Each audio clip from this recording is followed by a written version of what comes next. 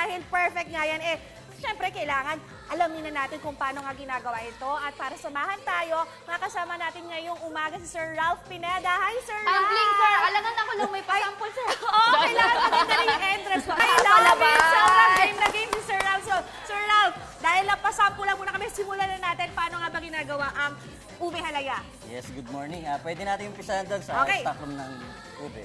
Galing ni Sir Ralph, no? Palaban din. Sina G, I love it. Pinalaki din ng sex Oo, bomb. feeling ko din. Ayan, go, sir. Ayan, dito nagsisimula yung production namin ng ube sa sorting ng mga raw materials from farmers. So after dyan, pinipressure wash namin, then tinatanggal yung mga putik-putik and lupa-lupa. Then after dito, diretso siya sa steaming area.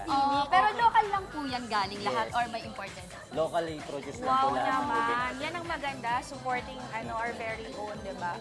Our own. At saka malalaki pala nung may maliliit. Tapos saan po yung next natin? Next natin, dun tayo sa may steaming area, Okay. pero kailangan natin mag-shoot. Oy, yun Okay, nga. oo. Sabi Food nga po, safety, di no? ba? Safety.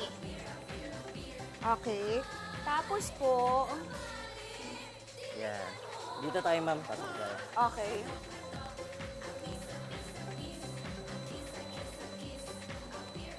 Ano to? Ngayong sobrang peak season nyo, sir.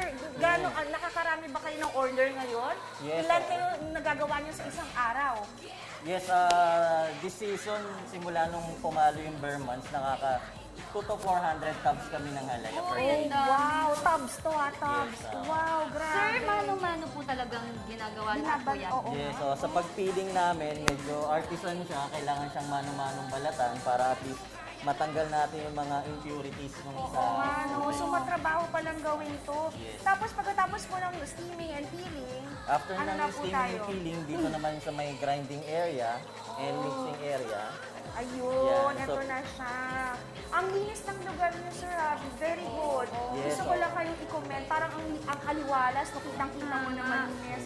At talagang, ayan, sumusunod sa natin, Yes, oo. protocols and standard natin. Yes, so gusto namin bigyan ng confidence yung mga customer namin na malinis yung mga pagkain. na Grabe. Tsaka may pagmamahal. Talagang Correct. taong gumagawa Oo, talaga. may hard work no? So magkano po naman to yung binibenta, yung ube halaya, yung katulad yung tab nyo, sabi Yes. niyo mga tab 400, magkano ang isa Yung nun? halaya natin, yung nakatab is 379. Okay. So may two variant siya, smooth and tidbits. Okay. Paano po pag reseller ako, mababawasan ko yung presyo? Para gusto ko Negosyante. mag-negosyo. Negosyante. Sir, ano po to? Nasa na ba tayong area? Dito na tayo sa may cooking area. So Cooking after area. ma-mix ng mga ube, Okay. so dito na. Dito niluluto yung ube. At ayan na. Ay, oo nga. Dito yung Wow. parang pinipino na, no? Ito, niluluto siya. Niluluto na pala. So kanina yung parang grinding, Yes. yun. Tama. Ay, grabe. Ang laking kawan nito. Wow. Oo nga, no. Ito talagang machine na ang kailangan para Opo, marami, kasi no. malakihan na eh. Para Parang mas, di, mas production yung magawa natin. ang hirap ng iganon tao. Ihalukay na parang mga sex bomb Oo, lang yung makakagawa, no?